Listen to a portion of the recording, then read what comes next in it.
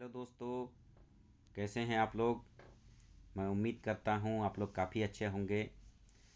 आज के इस वीडियो में हम भारत में मजदूर जो आंदोलन हुआ था और उसके बैकग्राउंड में जो भारतीय कम्युनिस्ट पार्टी की स्थापना हुई थी उसको पढ़ने का समझने का प्रयास करेंगे।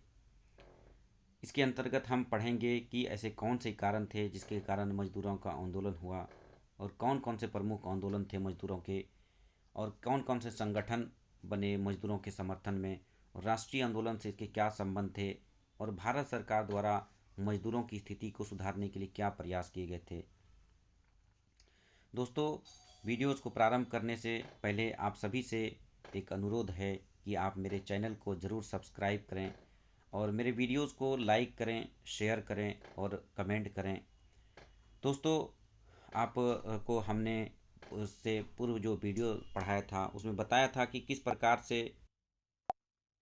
से ब्रिटिश औपनिवेशिक व्यवस्था के विरुद्ध समाज के विभिन्न वर्गों के द्वारा आंदोलन किया गया, विद्रोह किया गया।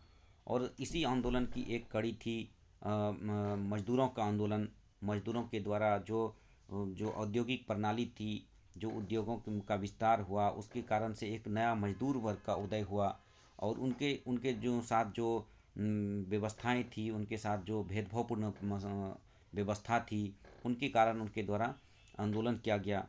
तो आज चलिए हम प्रारंभ करते हैं इस वीडियो को और हम समझने का पहले प्रयास करते हैं कि वो कौन सी परिस्थिति थी जिसके कारण भारत में मजदूरों को भी आंदोलन करना पड़ा। तो इसका सबसे मुख्य कारण था आधुनिक उद्योग और रेलवे की स्थापना। आधुनिक रेल उद्योग और रेलवे की स्थापना से एक मजदूर वर्ग का उदय हुआ। इन उद्योगों में, इन रेलवे में जो मजदूर काम करते थे, सबसे दुर्भाग्य की बात ये थी कि अपने देश में काम करते हुए भी उसको काफ़ी कम वेतन पर काम करना पड़ता था और अमानवीय दशा में उसको जीवन व्यतीत करना पड़ता था। वो जहाँ पर रहते थे वो आवास की सुविधा नहीं होती थी, गंदी बस्तियाँ रहती थी और उसमें एक तरह का असुरक्षा की भावना होती थी। अगर किसी प्रकार की दुर्घटना हो जाती थी तो उसको किसी प्रकार का मुआवजा नहीं मिलता था। यहाँ तक कि काम के घंटे इतने अधिक थे कि 14 से 15 घंटे तक काम करने पड़ते थे उनको। उनको किसी प्रकार की छुट्टी नहीं मिलती थी, उनको किसी प्रकार का पेंशन नहीं मिलता था। तो ये सब कारण थे जिसके कारण से मजदूरों को भी संगठित होकर के लड़ना पड़ा। इनके जो मजदूरों की स्थिति थी इतनी दयनीय थी कि समाज में एक तरह से जो ऊंच और नीच की जो भावना थी, एक जो जातिगत ऊंच नीच की भावना थी, उन उस जातिगत भावना के अलावा एक तरह से आर्थिक असमानता समाज में पैदा हो गई थी। जो अमीर वर्ग थे और गरीब वर्ग जो खाई थी वो काफ़ी चौड़ी हो गई थी। तो इन्हीं सब कारणों से जो मजदूरों को संगठित होना पड़ा और लड़ना पड़ा। हमने पहले बताया था कि जो ब्रिटिश सरकार थी वो पूरी तरह से औपनिवेशिक सरकार थी। उनका मूल उद्देश्य था भारत से ज़्यादा धन का वसूली कर करके ब्रिटेन पहुंचाना। आपको हमने पढ़ाया था कि उद्योगों और रेलवे का विकास तो किया गया, लेकिन उनका मूल उद्देश्य था यहाँ से ज़्यादा से ज़्यादा मुनाफा कमाना। और चूंकि जो भी व्यवस्था मुनाफा केंद्रित होती है वहाँ पर मानवीय मूल्यों का ह्रास होना, मानवीय मूल्यों के प्रति समझौता किया जाना स्वाभाविक है। तो चूंकि उनका मुख्य उद्देश्य था ज़्यादा से ज़्यादा मुनाफा कमाना, तो उसके द्वारा कभी भी लेबर की जब जो मजदूर थी उनके जो दशा थी उनके प्रति कभी उनका ध्यान ही नहीं गया। हम देख लेते हैं कि प्रमुख कौन से आंदोलन थे। प्रारंभिक आंदोलन जो मजदूरों के लिए लड़े गए थे उसमें सबसे प्रमुख आंदोलन थे 1899 में प्रथम संगठित आंदोलन कम वेतन और सुविधा को लेकर के। जो ब्रिटिश रेलवे कंपनी थी, खुद रेलवे कंपनी में ही इसका विरोध हुआ था। ग्रेट इंडियन पेनिनसुला कंपनी में हुआ था। और इसके प्रमुख जो नेता थे, उसके नेता थे प्रारंभिक नेता सोराब जी सापुर जी बंगाली। और इसके द्वारा किसानों की, मजदूरों की जो स्थिति थी उसको सुधारने के लिए विधानसभा में एक विधेयक भी पेश किया था, लेकिन ये पास नहीं हो पाया था। इसी तरह से जो पत्रकार थे जो कि शशिपद बनर्जी, इनके द्वारा भारतीय श्रमजीवी पत्रिका का प्रकाशन किया जाता था। इनके द्वारा मजदूरों की समस्याओं को बढ़ चढ़ करके उसमें प्रकाशित किया गया अपनी पत्रिका में। इसी तरह से बाल गंगाधर तिलक द्वारा अपने जो पत्रिका थी मराठा, उसमें उस मजदूर आंदोलन को समर्थन किया गया।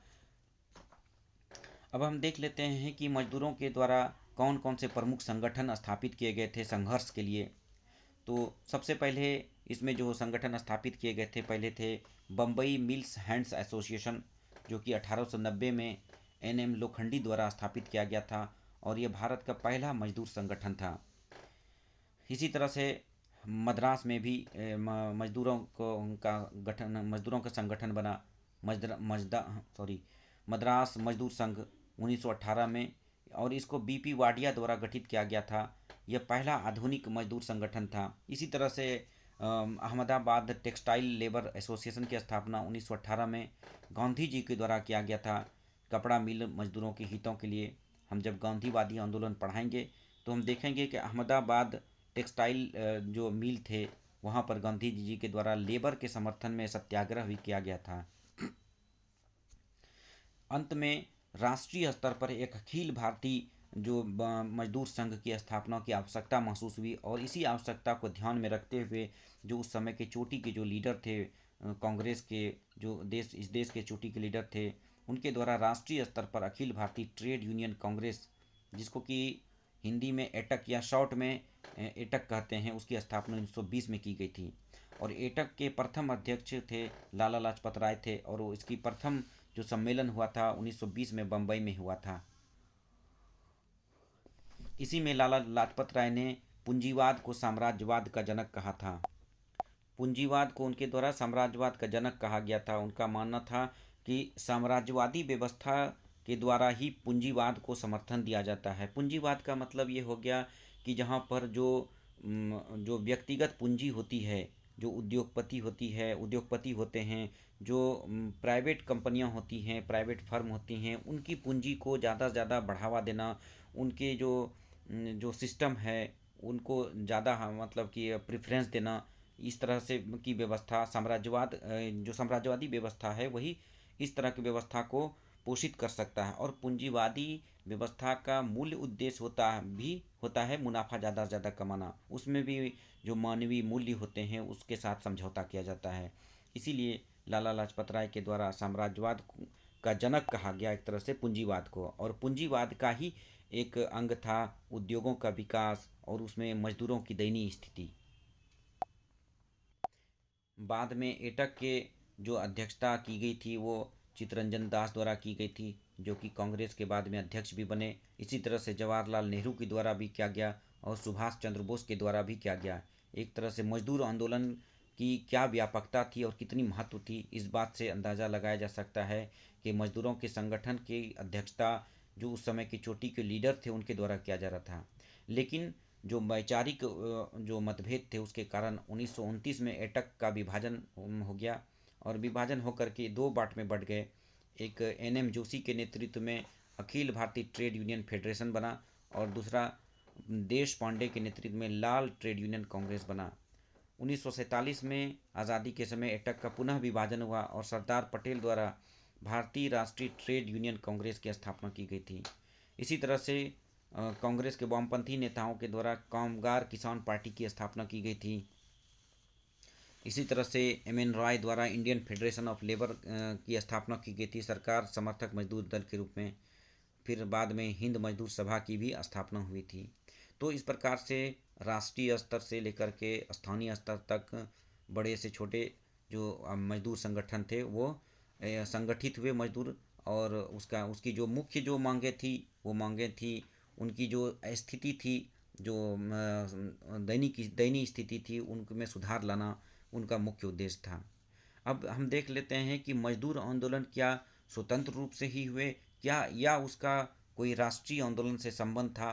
क्या वो मजदूरों के उद्देश्य केवल तात्कालिक ही थे किसानों की तरह, या फिर बाद में उसके उद्देश्य राष्ट्रीय आंदोलन, राष्ट्रीय स्वतंत्रता से भी जुड़ा?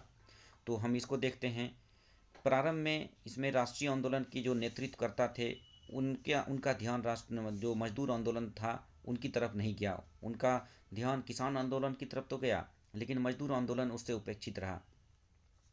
यहाँ तक कि राष्ट्रीय आंदोलन के अखबारों में सरकार के कारखाना सुधार की आलोचना ही की गई। सरकार के द्वारा कारखाना सुधार अधिनियम ला करके काम के घंटे को कम किया गया, लेकिन इसके जो राष्ट्रीय आंदोलन के जो अखबार थे उनके द्वारा इस तरह से इस सुधार की आलोचना की गई। उनका मानना था कि काम के घंटे कम करके आप भारतीय उद्योग को कमज़ोर कर रहे हैं। तो इन आरोपों के कारण वो इसका विरोध ही करते थे। लेकिन बाद में स्वदेशी आंदोलन के नेताओं के द्वारा मजदूर आंदोलन को समझा गया और उसको समर्थन प्रदान किया गया, जैसे कि इसमें अश्विनी कुमार दत्त प्रमुख नाम थे। और मजदूरों के द्वारा भी राष्ट्रीय आंदोलन को समर्थन किया गया बाद में। जैसे कि बंगाल विभाजन जब 1905 में हुआ, तो बंगाल विभाजन के विरोध में मजदूरों द्वारा भी बड़े पैमाने पर हड़ताल किया गया। और बाद में जब 1908 में बंगाल विभाजन के विरोध में जब ब्रिटिश सरकार का विरोध बड़े पैमाने पर बाल गंगाधर तिलक के द्वारा किया जा रहा था, और उनके द्वारा उनकी जब गिरफ्तारी 1908 में ब्रिटिश सरकार द्वारा किया गया, तो बम्बई के कपड़ा मिल में जो महीनों भर की हड़ताल मजदूरों द्वारा उसके समर्थन में की गई। इसी प्रकार से 1920 से 22 के बीच में असहयोग आंदोलन के समय में भी कांग्रेस के नागपुर और गया अधिवेशन में मजदूर आंदोलन को कांग्रेस के द्वारा भी बढ़ चढ़ के समर्थन दिया गया। यहाँ तक कि मजदूरों की जो बढ़ती सांगठनिक शक्ति थी उसको देखते हुए सभी ने अवज्ञा आंदोलन के समय में कांग्रेस ने नारा दिया कि किसान और मजदूर कांग्रेस के हाथ पांव के बराबर हैं। लेकिन द्वितीय विश्व युद्ध में भागीदारी के विरोध में बम्बई इसी प्रकार से बाद में भी राष्ट्रीय आंदोलन का समर्थन दिया मजदूरों के द्वारा। द्वितीय विश्व युद्ध में भागीदारी जब की गई ब्रिटिश सरकार के द्वारा, भारतीयों को द्वितीय विश्व युद्ध में जब झोंक दिया गया, तो जब राष्ट्रीय आंदोलन के जो प्रमुख नेता थे उनके द्वारा ब्रिटिश सरकार का जब विरोध किया गया, तो उस विरोध के साथ साथ मजदूरों के द्वारा भी हड़ताल करके, बम्बई में हड़ताल करके द्वितीय विश्व युद्ध में भागीदारी का विरोध किया गया था। यहाँ तक कि 1942 में जब भारत छोड़ो आंदोलन के समय महात्मा गांधी जी की जब गिरफ्तारी हुई, तो मिल मजदूरों के द्वारा देश के अलग अलग हिस्सों में भी बड़े पैमाने पर हड़ताल किया गया था। तो ये सभी हमने देखा कि किस प्रकार से मजदूरों के द्वारा हड़ताल करके, संगठन बना करके विद्रोह आंदोलन किया गया और राष्ट्रीय आंदोलन को भी सपोर्ट किया गया। अब हम देख लेते हैं कि भारत सरकार के द्वारा कौन कौन से सुधार किए गए मजदूरों की स्थिति को सुधारने के लिए। इसमें मुख्य रूप से जो सुधार हुए थे वो थे कारखाना अधिनियम, जो समय समय पर 6 गवर्नर जनरल द्वारा पारित किए गए थे। कारखाना अधिनियम पहला हुआ था 1881 में लॉर्ड रिपन के समय में, फिर 10 वर्ष के बाद लॉर्ड लैंसडाउन के द्वारा किया गया। इसी तरह से लगभग उसके 20 साल बाद 1911 में लॉर्ड हार्डिंग के द्वारा किया गया, फिर 11 वर्ष के बाद लॉर्ड रेडिंग के द्वारा किया गया, फिर 1934 में लॉर्ड विलिंगटन के द्वारा, 1944 में लॉर्ड वेवेल के द्वारा कारखाना अधिनियम पारित किया गया। इस कारखाना अधिनियम में मूल रूप से जो सुधार किए प्रस्तावित थे, सुधार जो किए गए थे वो थे कार्य की अवधि में कमी। जैसे 14 घंटे 12 घंटे लिए जाते थे तो उसको कम करके 10 घंटा 8 घंटा पर लाया गया। साप्ताहिक छुट्टी दिया जाने लगा मजदूरों को, सप्ताह में कम से कम एक दिन छुट्टी दिया जाता था। और साथ ही साथ जो कम उम्र के बच्चे थे, इसमें सबसे दुर्भाग्यपूर्ण ये था कि कम उम्र के बच्चों को भी कारखाने में लगा दिया जाता था काम करने के लिए। तो सरकार के द्वारा कम उम्र के बच्चों को काम करने पर भी प्रतिबंध लगा दिया गया।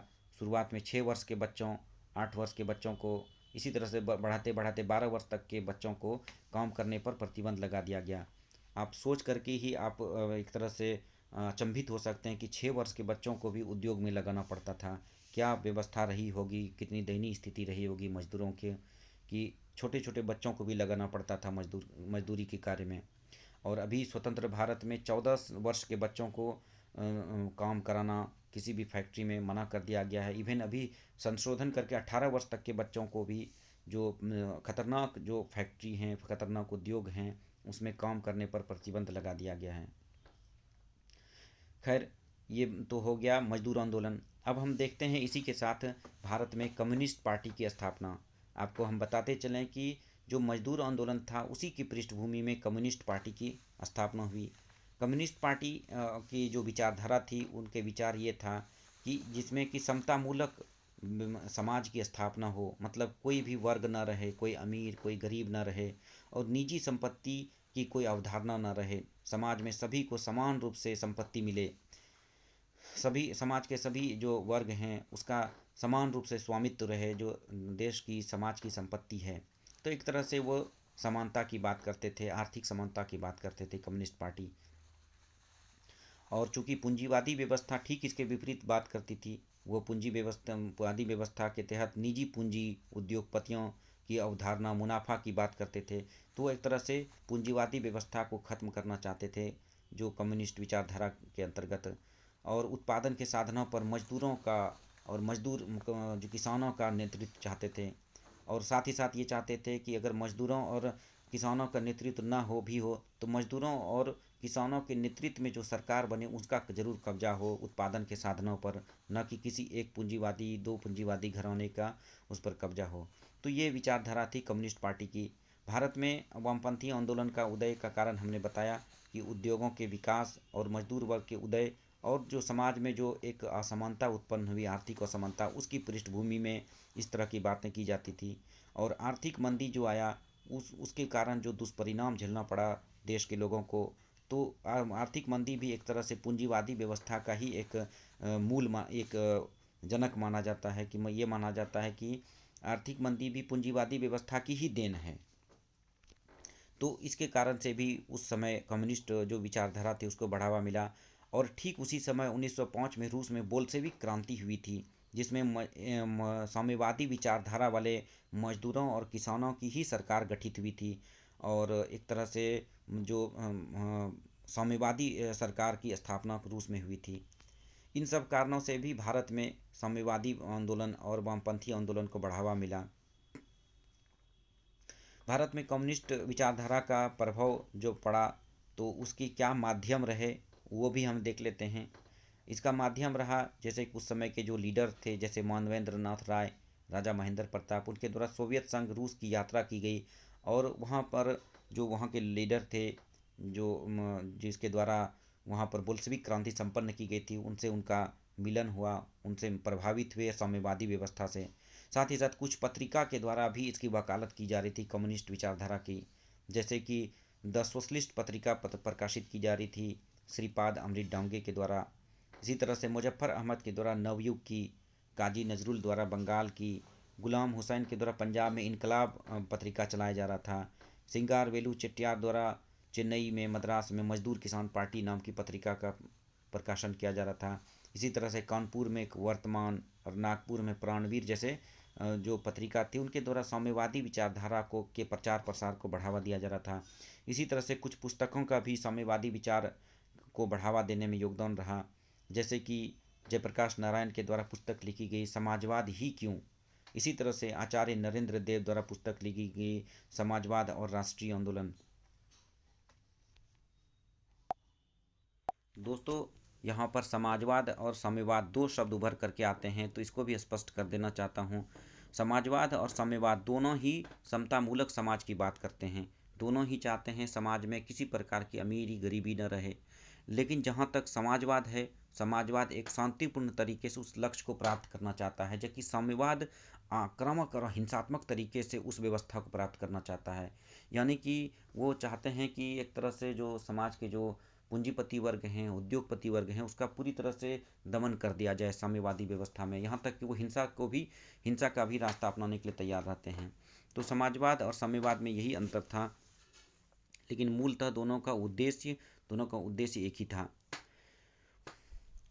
अब हम देख लेते हैं कि साम्यवादी व्यवस्था के तहत, साम्यवादी विचारधारा के तहत विदेश में और भारत के अलग अलग हिस्सों में किस प्रकार से कम्युनिस्ट पार्टी की स्थापना हुई। सबसे पहले 1920 में एम.एन. रॉय के नेतृत्व में रूस के ताशकंद में ही भारतीय कम्युनिस्ट पार्टी की स्थापना हुई थी। इसी प्रकार से 1925 में कानपुर में सत्यभक्त के द्वारा अखिल भारतीय साम्यवादी दल की स्थापना की गई थी। यहाँ तक कि कांग्रेस भी उस समय साम्यवादी समाजवादी जो आंदोलन थे उससे अछूता नहीं रह सका, और कांग्रेस के अंदर ही कांग्रेस समाजवादी दल की स्थापना 1934 में हुई, जिसके संस्थापक थे जयप्रकाश नारायण, नरेंद्र देव, अच्युत पटवर्धन, अशोक मेहता, मीनू मसानी और डॉक्टर राम मनोहर लोहिया। बाद में अन्य कम्युनिस्ट पार्टी की भी स्थापना हुई, जैसे कि 1939 में बंगाल में भारतीय बोल्शेविक दल की स्थापना हुई। 1940 में रामगढ़ में कांग्रेस अधिवेशन में क्रांतिकारी साम्यवादी दल की स्थापना हुई। इसी तरह से बंगाल में लेबर स्वराज पार्टी की स्थापना हुई थी। यह पहला किसान मजदूर पार्टी भी था, labour Swaraj party. Communist party का क्या योगदान था इसको भी देख लेते हैं। इन कम्युनिस्ट पार्टी का सबसे महत्वपूर्ण योगदान ये था कि इनके द्वारा सर्वप्रथम पूर्ण स्वतंत्रता की मांग की गई थी। जो उस समय आज़ादी की लड़ाई चल रही थी, उस समय संवैधानिक सुधार की बात करते थे राष्ट्रीय आंदोलन के नेता। लेकिन कम्युनिस्ट पार्टी के द्वारा ही पहली बार पूर्ण स्वतंत्रता की मांग की गई थी। उनका मानना यह था कि राजनीतिक स्वतंत्रता तो ठीक है, राजनीतिक स्वतंत्रता एक तरह साधन है, मतलब कि अंग्रेज़ों से स्वतंत्र होना हमारा लक्ष्य नहीं है, बल्कि वो एक साधन है, एक तरीका है। लेकिन हमारा लक्ष्य अंतिम रूप से क्या है? आर्थिक स्वतंत्रता, मतलब आर्थिक रूप से समानता। मतलब वो 1947 की स्वतंत्रता के आगे भी जाकर के वो भारत में आर्थिक रूप से समानता के लिए सुधार चाहते थे। यही कम्युनिस्ट पार्टी का लक्ष्य था। अब चूंकि ब्रिटिश सरकार एक औपनिवेशिक व्यवस्था के पोषक थे, यानी कि पूंजीवादी व्यवस्था के पोषक थे, जबकि कम्युनिस्ट पार्टी समानता की बात करते थे, वो पूंजीवाद के विरोध में खड़ी थी। तो स्वाभाविक सी बात है कि ब्रिटिश सरकार द्वारा कम्युनिस्ट पार्टी को कुचलने के लिए प्रयास किया गया। सबसे पहले भारत में कम्युनिस्ट पार्टी की स्थापना में संलग्न जो भी लोग थे उसके विरुद्ध ब्रिटिश सरकार द्वारा कानपुर षड्यंत्र केस का मुकदमा चलाया गया। बाद में साम्यवादी आंदोलन को दबाने के लिए ब्रिटिश सरकार द्वारा 1928 में पब्लिक सेफ्टी बिल पारित किया गया। पब्लिक सेफ्टी बिल क्या था? इसके तहत अंग्रेज सरकार को बिना किसी मुकदमे के किसी भी संदिग्ध को हिरासत में लेने का अधिकार था। बाद में 1929 में मेरठ षड्यंत्र केस का भी मुकदमा चलाया गया साम्यवादी आंदोलन से जुड़े हुए लोगों पर। लेकिन मेरठ षड्यंत्र केस में क्रांतिकारियों के मुकदमे की पैरवी जो उस समय की कांग्रेस के चोटी के नेता थे उनके द्वारा किया गया, जैसे जवाहरलाल नेहरू के द्वारा, M A Ansari, MC Chagla, KN Katju के द्वारा इसकी पैरवी की गई थी, क्योंकि ये सभी उस समय के चोटी के लीडर थे और साथ ही साथ चोटी के वकील भी थे उस समय के। भारत में साम्यवादी आंदोलन को रोकने के लिए अंततः भारत सरकार द्वारा 1934 से 1942 तक साम्यवादी दल पर प्रतिबंध तक लगा दिया गया था। तो इस प्रकार से ब्रिटिश सरकार का रवैया था साम्यवादी आंदोलन के विरुद्ध। अब ये देख लेते हैं कि भारतीय कम्युनिस्ट पार्टी जो की स्थापना जो हुई थी उसका राष्ट्रीय आंदोलन से क्या संबंध था। राष्ट्रीय आंदोलन के साथ क्या वो खड़े रहे या अपने आप को अलग थलग करके रहे, ये देख लेते हैं। तो साम्यवादी आंदोलन अपने आप को राष्ट्रीय आंदोलन से अलग करके ही रखा था अपने आप साम्यवादी आंदोलन ने। कारण क्या था? उनका दृष्टिकोण। वो जवाहरलाल नेहरू को एक तरह से पूंजीपतियों के एजेंट कहते थे और कांग्रेस को भी पूंजीपतियों की पार्टी कहते थे। Even Nehru Gandhi Irwin pact को उनके द्वारा राष्ट्रवाद के साथ विश्वासघात कहा गया। गांधी इरविन पैक्ट 1930 में जब हुआ था सविनय अवज्ञा आंदोलन के बाद, जिसको हम अगले वीडियो में बाद में पढ़ाएंगे गांधीवादी आंदोलन के संदर्भ में, तो समझेंगे इसको। तो फिलहाल हम ये समझ लेते हैं कि इस एक्ट को भी राष्ट्रवाद के साथ विश्वासघात कहा गया था। लेकिन ब्रिटिश सरकार के द्वारा जब विरोध किया गया, इस पर प्रतिबंध लगाए गए, इसके नेताओं पर जब मुकदमे चलाए गए, तब कुछ समय के लिए इनके द्वारा राष्ट्रीय आंदोलन का समर्थन करना पड़ा था। जैसे 1935 में उनके द्वारा कहा गया था समर्थन में कि कांग्रेस भारत की जनता का केंद्रीय जन संगठन है जो साम्राज्यवाद के विरोध में खड़ा है। इसी तरह से उसके द्वारा कहा गया था कम्युनिस्ट पार्टी के द्वारा कि आज हमारा सबसे बड़ा वर्ग संघर्ष राष्ट्रीय संग्राम है और कांग्रेस इसका सबसे बड़ा मंच है। मतलब एक तरह से कांग्रेस के नेतृत्व में जो स्वतंत्रता आंदोलन जो चलाए जा रहे थे उनको अपनी भाषा में उसने उसका समर्थन किया और उसका अंत में उसको मानना पड़ा कि कांग्रेस के नेतृत्व में आज़ादी सबसे पहले ज़रूरी है, उसके बाद ही आर्थिक सुधार संभव है, क्योंकि बिना अंग्रेज़ों को भगाए इस देश से कोई भी सुधार संभव नहीं है। लेकिन द्वितीय विश्व युद्ध में जब रूस ब्रिटेन के साथ आकर के जुड़ गए, तो भारत छोड़ो आंदोलन के जो कि उस समय गांधी जी के नेतृत्व में चल रहा था अंग्रेज़ों के खिलाफ, उससे अपने आप को अलग कर लिया कम्युनिस्ट पार्टी के द्वारा। उसका मानना था कि द्वितीय विश्व युद्ध में आप अंग्रेज़ों का विरोध तो कर रहे हैं, लेकिन अंग्रेज़ों का गठजोड़ रूस के साथ है और रूस चूँकि साम्यवादी देश है, तो वो चाहते थे कि भारत के जो लोग हैं, जो भारतीय राष्ट्रीय कांग्रेस हैं, वो एक तरह से अंग्रेज़ों का समर्थन करे, रूसियों का समर्थन करे, ताकि जो नाजी जर्मनी और इटली के जो तानाशाह थे उसके विरुद्ध संघर्ष में विजय प्राप्त हो सके। लेकिन अपने आप को इसके द्वारा भारत छोड़ो आंदोलन से अलग थलग कर लिया गया। भारत छोड़ो आंदोलन की इसके द्वारा आलोचना भी की गई। लेकिन भारत छोड़ो आंदोलन के ख़त्म होने के बाद 1946 में जब नौसैनिक का विद्रोह हुआ था, तो इनके द्वारा इसका समर्थन भी किया गया था। तो इस प्रकार से दोस्तों हमने इस वीडियोज़ में पूरा हमने देखा कि किस प्रकार से भारत में मजदूर आंदोलन का उदय हुआ, उसके क्या कारण थे और कौन कौन से संगठन थे, राष्ट्रीय आंदोलन से क्या संबंध था। और बाद में भारत सरकार के द्वारा क्या सुधार किया गया मजदूरों की स्थिति को सुधारने के लिए। इसी तरह से इसी वीडियोज़ में हमने साथ ही साथ देख लिया भारतीय कम्युनिस्ट पार्टी की स्थापना का किस प्रकार से हुई, चूँकि मजदूर आंदोलन की पृष्ठभूमि में ही कम्युनिस्ट पार्टी की स्थापना हुई थी, इसलिए हमने इस टॉपिक को भी इस वीडियोज़ में ही कवर कर लिया है। और कम्युनिस्ट पार्टी के द्वारा किस प्रकार से रणनीतियाँ अपनाई गई, राष्ट्रीय आंदोलन से किस प्रकार से उसका संबंध था, और भारत सरकार के द्वारा किस प्रकार से कम्युनिस्ट आंदोलन को कुचलने का प्रयास किया गया, इन सभी बातों को हमने इस वीडियोज़ में कवर किया। हम आपको आश्वासन देते हैं कि अगर इस टॉपिक से किसी प्रकार का प्रश्न पूछा जाता है तो आपके प्री के हो या मेंस के हो ज़रूर सॉल्व होंगे। तो आज के लिए इस वीडियो में इतना ही, लेकिन जाते जाते आप लोगों से फिर से गुजारिश है कि आप मेरे चैनल को सब्सक्राइब ज़रूर करेंगे, कमेंट करेंगे, शेयर करेंगे और अपना फीडबैक ज़रूर देंगे। Thank you so much.